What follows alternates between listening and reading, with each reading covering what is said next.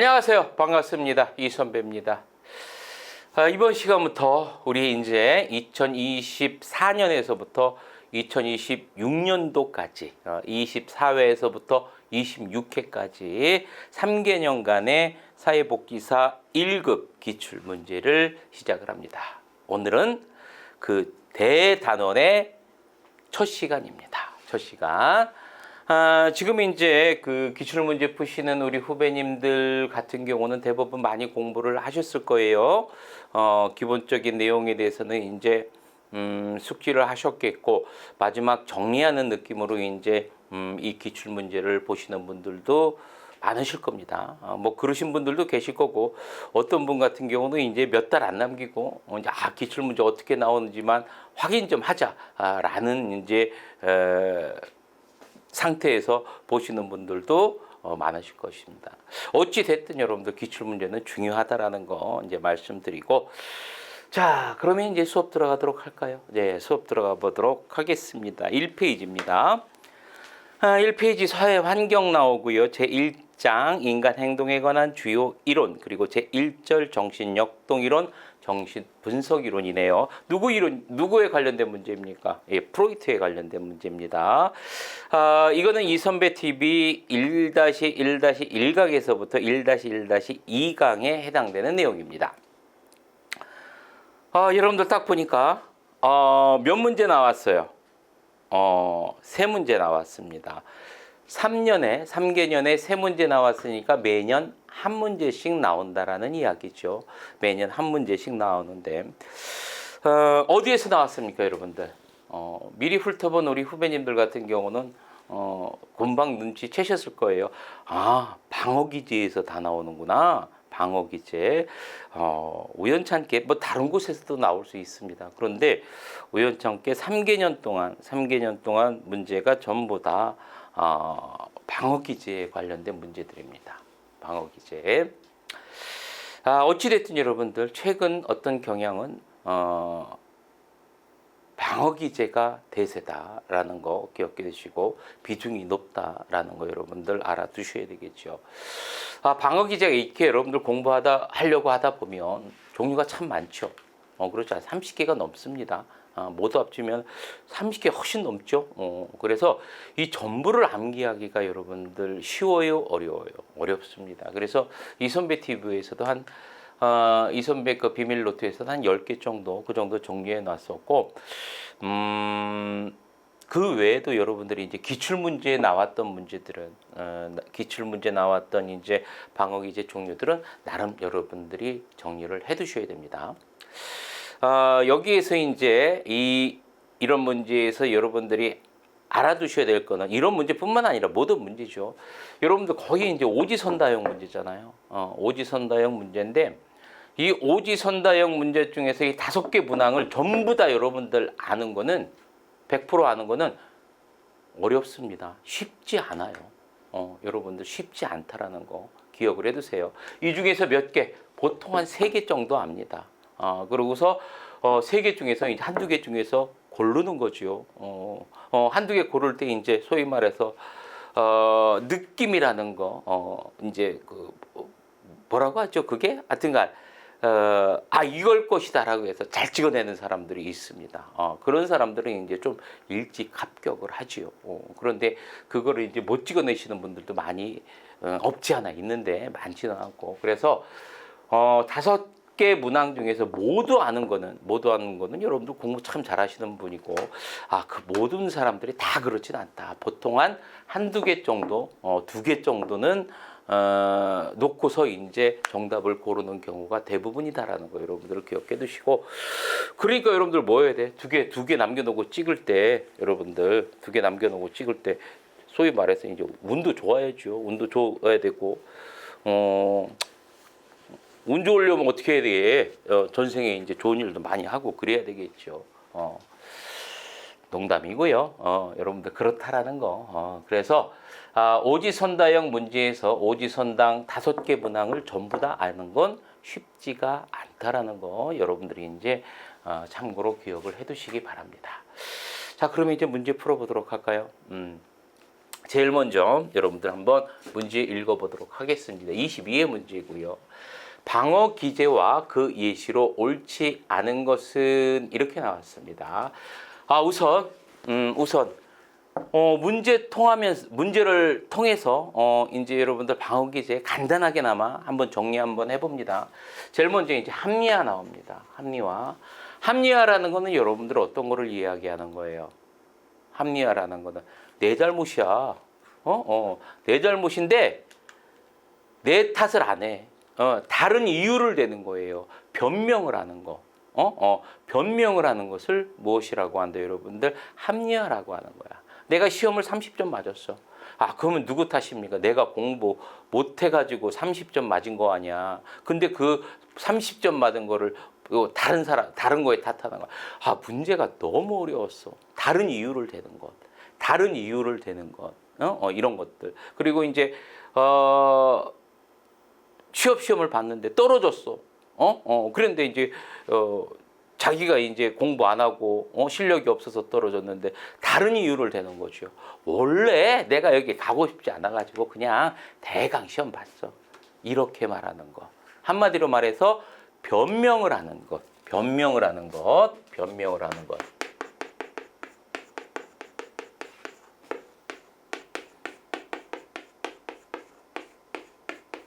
다른 이유를 대는 것. 그것을 뭐라고 한대요, 여러분들? 합리화라고 합니다. 자, 그럼 보세요. 지원한 회사에 불합격한 후 그냥 한번 지원해 본 것이며 합격했어도 다니지 않았을 것이라고 생각해요. 이걸 뭐라고 하는 거야? 다른 이유를 대는 것. 이거를 합리화라고 하는 거예요. 그럼 1번 맞아 틀려? 맞습니다. 그죠? 억압은 쉽죠. 억압 어떤 거라고 했어? 기억, 상실, 잊어버리는 것. 이건 쉬우니까 한번 보지요. 시험을 망친 후 성적 발표 날짜를 아예 잊어버렸다. 잊어버리는 것. 억압. 맞죠? 자, 그럼 2번도 맞습니다. 자, 3번 봅니다. 투사라는 것은 여러분들 투탓이라고 이 선배가 이야기했었는데, 투사라는 거는 내 감정이 있죠. 내 감정을 상대방 감정이라고 생각하는 거예요. 쉽게 얘기해서 내가 다른 사람을 싫어해. 그럼 그 사람도 나를 싫어한다라고 생각을 하는 거야. 내 마음을 다른 사람에게 떠넘기는 것을 투사라고 합니다. 알겠죠? 내가 싫어하는 친구가 있어. 그럼 그 친구도 나를 싫어한다라고 생각을 하는 것. 이걸 투사라고 하는 거예요. 이해되셨죠?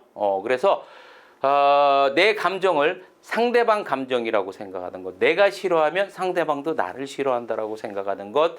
그것을 투사라고 합니다. 투사. 자, 그럼 한번 보도록 하죠. 자신이 싫어하는 직장 상사에 대해서 상사가 자기를 싫어하기 때문에 사이가 나쁘다고 여긴다. 맞아요? 틀려요? 맞죠? 자, 그리고 네 번째 반동 형성입니다. 반동 형성, 우리 무엇이라고 암기했어요? 반반. 그죠? 내 감정과 반대로 행동하는 것. 반반. 그래서 이제 우리 초등학교 다닐 때 좋아하는 여학생이 있으면 어떻게 했습니까, 여러분들? 이제 막 노는데 이제 고무줄 끊고 도망가고 막 이랬잖아. 그죠? 우리 남학생, 우리 그 남자분들이 이제 대부분 다 한 번쯤 그려봤을 텐데, 자, 그것을 우리는 뭐라고 한다? 반동형성이라고 합니다. 반반. 그럼 한번 읽어보도록 하죠. 관심이 가는 이성에게 오히려 짓궂은 말을 하거나 장난을 한다. 반동형성 맞죠. 4번까지 맞죠. 자, 그리고 5번 전치입니다. 전치는 여러분들 치와와 개, 그지? 네, 화풀이 하는 거. 화풀이 대상을 다른 만만한 것으로 이제 바꾸는 것. 그래서 뭐 개를 차거나 상사에게 막 혼나고서 이제 집에 가가지고 아들 딸들이나 이제 마누라한테 화내고 막 이러는 거. 이것을 우리는 뭐라고 해? 전치라고 합니다. 그죠? 자, 그런데 한번 읽어보도록 하겠습니다. 낮은 성적을 받은 이유를 교수가 중요치 않은 문제만 출제한 탓이라고 여긴다. 아이고, 이건 우선 틀렸네. 전치 아닙니다. 전치는 화풀이 대상이야. 자, 그러면 낮은 성적 받은 이유를 낮은 성적 받은 것은 누구 탓이야? 내 탓이야. 내 탓이야. 그런데 다른 이유를 냈어. 그렇죠? 우선 이거 틀렸고요. 자, 그러면 요 내용은 뭐와 관련된 내용이야, 여러분들? 그렇지요. 합리화.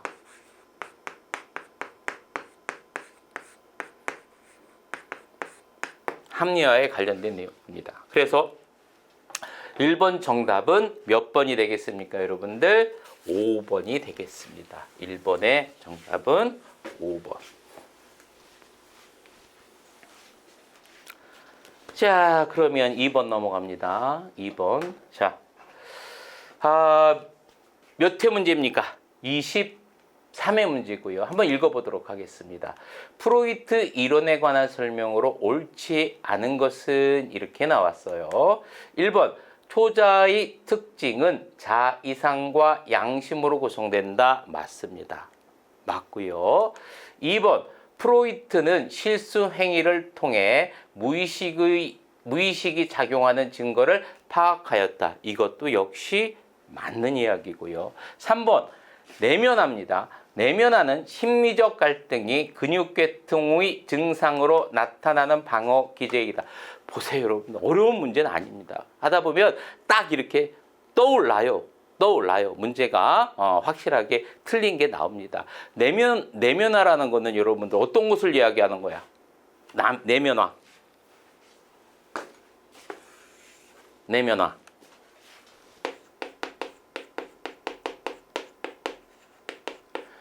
자기가 존경하는 사람이 있죠. 일반적으로 자기가 존경하는 사람의 어떤 가치관이나 태도 같은 것을 본받는 것을 이야기하는 거야. 자신의 것으로 이제 받아들이는 거. 보통 이제 존경하는 선생님이라든지 존경하는 교수님이라든지 존경하는 부모님이라든지 이렇게 어떤 그 존경하는 사람의 가치관이나 태도 같은 것을 받아들이는 거야. 이것을 뭐라고 그래? 내면화라고 하는 거예요. 이해되셨죠? 상대방의 남의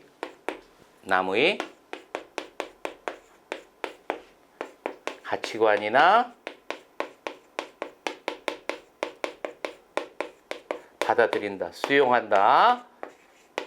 이렇게 정리해 두시면 되겠죠. 그런데 보니까 심리적 갈등이 근육계통의 증상 나왔어. 근육계통의 증상이니까 이건 뭐가 되는 거예요, 여러분들?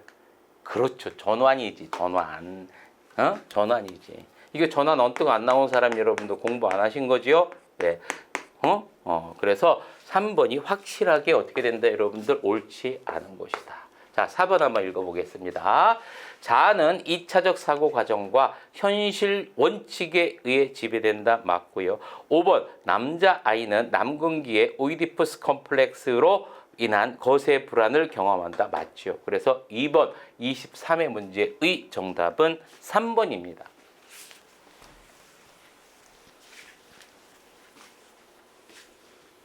다 몰라도 문제 풀 수 있어요, 여러분? 다 못 알아요? 알지 못해요? 자, 3번 봅니다. 다음에서 설명하는 방어 기제에 해당하는 것은 이렇게 나왔습니다. 방어 기제. 세 문제 다 방어 기제네. 예. 수용할 수 없는 사고나 충동, 고통스러운 경험, 인정할 수 없는 기억을 무의식 속으로 추방시켜. 이 선배는 나왔습니다. 무의식 속으로 추방시켜 의식화되는 것을 막아주는 기제를 말하고요. 고통스러운 일을 잊어버리는 기억상실 나왔습니다. 기억상실, 억압. 그렇죠? 정답, 억압 나왔습니다. 이건 여러분들 쉽잖아. 1번, 2번, 3번 딱 봤을 때 여러분들 우리 그렇게 어려운 문제는 없습니다. 모든 부분을 다 알지 못하더라도 정확하게 틀린 부분이 나와줍니다. 보통 보니까. 자, 이렇게 여러분들 정리. 이거 한번 정리해 볼까 그냥? 예. 부정은 뭘 얘기한다고 했어? 부정, 부부, 인정, 거부. 그렇죠? 인정, 거부. 그리고 이제 투사. 투사는 뭐야? 내 감정을 상대방 감정이라고 생각하는 거. 내가 미워하면 상대방도 나를 미워할 것이다. 미워할 것이다 생각하는 게 투사고요. 억압은 기억상실, 억이라고 이야기했었어요. 자, 그리고 승화 같은 경우는 뭐냐면 나쁜 감정을 있죠. 좋은 방향으로 사용하는 거야. 그래가지고 화난다고 집에 가서 술 먹고 막 때려 부시고 막 이러면 승화 아니에요. 화나면 어떻게 그거를 이제 밖에 나가서 운동하고 좋은 쪽으로 이제 이렇게 돌리는 거 그걸 승화라고 하는 겁니다. 알았죠? 그래서 나쁜 충동을 좋은 방향으로 사용하는 것을 승화. 반동형성은 아시죠? 반대로 행동하는 거. 자, 이렇게 해서 이제 기출문제 1강 세 문제 모두 풀어봤습니다. 방어기제 앞에서도 이야기했지만 많아요. 그죠? 한 30개가 넘습니다. 그걸 전부 다 알 수는 없습니다. 하지만 자주 나오는 것들은 여러분들이 정리해 둘 필요가 있다라고 했습니다. 그래서 이제 한번 살펴보면 보통 이제 이 선배가 그때 정리해 둔 거 아니면은 지금 기출문제 쭉 나온 거 살펴보니까 한 10개 정도는 여러분들 꼭 기억해 두셔야 될 것 같아요. 첫 번째 억압, 기억상실. 두 번째 부정 뭐예요, 여러분들? 현실 부정하는 거. 내가 암에 걸렸어. 그런데 이제 그거를 어떻게 부정하는 거? 현실 부정. 그래서 부부라고 기억해두라고 했었죠. 투사 계속해서 나오지. 그렇죠? 투사 기억해둬야 되고, 그리고 전치 기억해둬야 됩니다. 화풀이 대상, 전치. 그리고 요즘 들어서 합리화 많이 나옵니다. 다른 이유 되는 거, 합리화, 변명하는 거, 합리화고요. 그리고 이제 반동형성 나오죠. 반동형성, 반대 행동하는 거. 그리고 이제 승화도 이제 나오기 시작합니다. 승화, 나쁜 충동을 좋은 방향으로 이제 전환시키는 거. 퇴행은 뭐야? 퇴행. 어린아이 행동하는 거 퇴퇴라고 했잖아. 그렇죠? 어린아이처럼 퇴보하는 거. 퇴행이라고 얘기했었고, 그리고 이제 아까 나왔었던 거 내면화 있었죠. 내면화. 그렇죠? 남이 가치관을 따라하는 거야. 가치관을 그대로 따라하는 게 여러분들 내면화고요. 그래서 남이 가치관을 이제 받아들이는 게 가치관이고, 동일시라는 게 있어요. 우리는 문제 안 나왔지만 동일시라는 게 있어. 동일시라는 건